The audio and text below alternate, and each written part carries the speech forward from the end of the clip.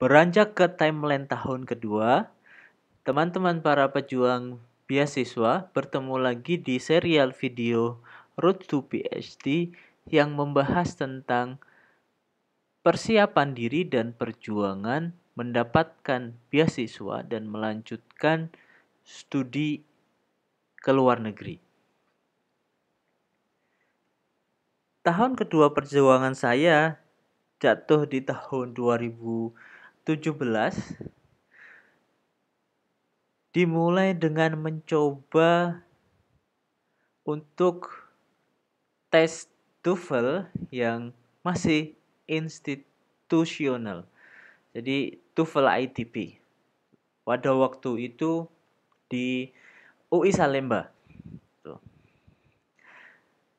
Berharap dengan belajar strategi TOEFL yang saya lakukan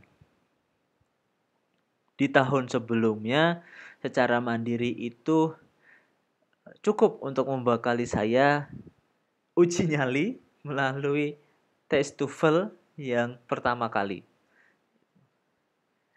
Namun sayangnya teman-teman, malu banget sebenarnya kalau saya harus cerita lebih detail tentang ini. Ketika saya ngambil sertifikat hasil tesnya itu kebetulan bareng dengan anak-anak SMA, dan ketika saya lihat skor TOEFL saya dibandingkan dengan skor TOEFL mereka, ya ampun, jauh berbeda. Tentu punya saya lebih rendah, nggak sampai 400 waktu itu, seingat saya, atau 400 lebih dikit gitu ya. Sedangkan yang anak-anak SMA itu skor TOEFL-nya ada yang hampir 500, bahkan ada yang di atas 500. Jadi ya mungkin itulah kenyataannya kalau saya memang benar-benar belajar bahasa Inggris itu dari nol, teman-teman. Jujur saya katakan. Waktu S1 saya bahkan bodoh amat lah dengan bahasa Inggris, ngapain gitu loh. Kok kayaknya nggak perlu-perlu amat gitu. Tapi beruntungnya saya dapat hidayah ketika sebelum selesai S2, itu saya merasa kok pengen banget kuliah ke luar negeri, dan baru merasa bener-bener kayaknya bahasa Inggris itu memang diperlukan untuk tujuan itu. Nah, pada waktu tes TOEFL ini di bulan Januari ini saya juga masih melanjutkan kursus General English di EF Adults. Tadi saya bilang 1 tahun mulai dari Oktober, makanya baru nanti akan habis September 2017. Saking pinginnya saya untuk bisa bahasa Inggris dan mohon maaf ya, merasa frustasi dengan TOEFL. Kayaknya TOEFL itu kok karakteristiknya tidak sesuai dengan saya gitu ya. Jadi nanti tergantung teman-teman ketika belajar bahasa Inggris mana yang lebih cocok, TOEFL atau IELTS. Itu kedua itu yang sangat umum sekarang untuk bisa dipakai kuliah ke luar negeri. Kalau memang lebih cocoknya ke TOEFL, ya teman-teman bisa fokus ke TOEFL. Misalkan cocoknya ke IELTS, kayak saya yang akhirnya merasa cocok ke IELTS, akhirnya saya fokus ke IELTS dan berpaling dari TOEFL dengan mengambil IELTS preparation sekaligus persiapan studi ke luar negeri di London College. Ini pertama nih, maksudnya satu di sini pertama kali. Jadi saya tidak hanya sekali ngambil kursus di tempat ini.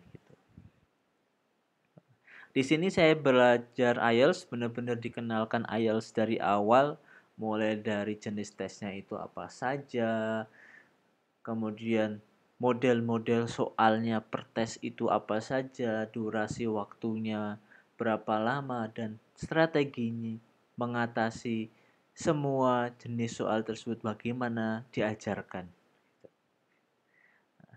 Selain itu, saya mulai lebih fokus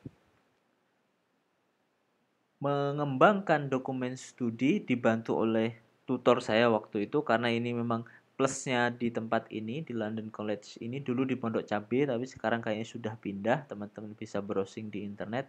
Jadi selain selain IELTS preparation tapi juga study preparation gitu. Jadi persiapan studi karena mau studi S3 jadinya dan disiapkan dokumennya riset proposal, motivation letter, dan juga diajarin bagaimana apply ke kampus-kampus di luar negeri. Padahal belum memiliki skor IELTS karena saya belum ngambil tesnya, baru preparationnya, baru kursus persiapannya, tapi nggak tahu kenapa ya waktu itu saya itu udah coba-coba apply Australia Awards untuk yang pertama kali, untuk yang perdana gitu. Dan tentu teman-teman nggak usah dibahas lah, tahu hasilnya pasti ditolak karena nggak ada skor bahasa Inggris officialsnya, nggak ada skor tes IELTS ataupun TOEFL yang sesuai dengan skornya sesuai dengan yang mereka minta. Tapi hasil coba-coba saya dibantu dengan tutor waktu itu apply ke Sydney Uni di Australia itu berhasil teman-teman. Meskipun LOA yang didapatkan itu masih conditional. Nah, maksudnya apa nih LOA conditional? Jadi LOA itu teman-teman buat yang belum mengetahui ada yang conditional, ada yang unconditional. Conditional itu berarti masih bersyarat, ada syarat yang kurang, gampangnya begitu. Kalau unconditional itu teman-teman sudah diterima sepenuhnya tanpa harus melengkapi syarat-syaratnya. Nah, kondisinya yang membuat LOA itu jadi bersyarat pada umumnya itu karena yang pertama biasanya memang karena bahasa Inggrisnya belum memenuhi. Misalkan let's say Sydney Uni minta IELTS itu 6,5 gitu. Nah, sedangkan misalkan teman-teman waktu daftar itu IELTS-nya baru 6. Nah, tentu belum bisa diterima sepenuhnya di Sydney University. Bisa diterima, bisa dikasih LOA tapi dikasih LOA yang conditional. Dengan kondisi ketika teman-teman mau berangkat, mau mulai studi harus sudah bisa memenuhi bahasa Inggrisnya. IELTS-nya bukan 6 lagi tapi harus sudah 6,5. Gitu teman-teman. Nah, IF tadi sudah saya bahas. Yang terakhir ini saya mulai kirim-kirim email karena sudah punya modal gitu teman-teman. Sudah punya modal tadi CV, kemudian motivation letter, research proposal, dan pengetahuan untuk melamar atau mendaftar di perguruan tinggi luar negeri. Makanya saya juga sudah mulai kirim kontak-kontak nih ke email. Maksud saya email profesor di luar negeri untuk minta saya sebagai supervisor. Kok ini bulat ya nama lama-lama jelasan. Maksud saya untuk minta dia untuk jadi supervisor saya di kampusnya dalam program S3.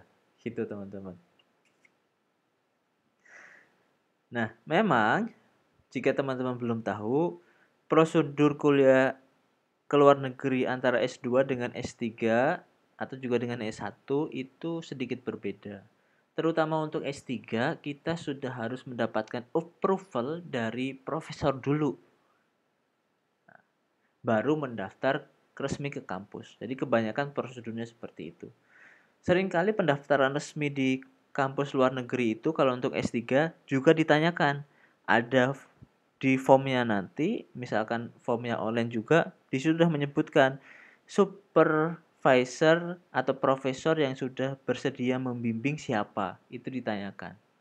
Makanya sebelum ke situ, kita harus ke personal profesor yang ingin kita menjadikan supervisor dulu. Kita kirimin email. Tuh. Kalau oke, nah kita bisa daftar secara formal. Kalau belum, berarti harus terus berjuang ngirim email ke profesor-profesor hingga nemu profesor yang mau menjadi supervisor. Nah, begitu teman-teman.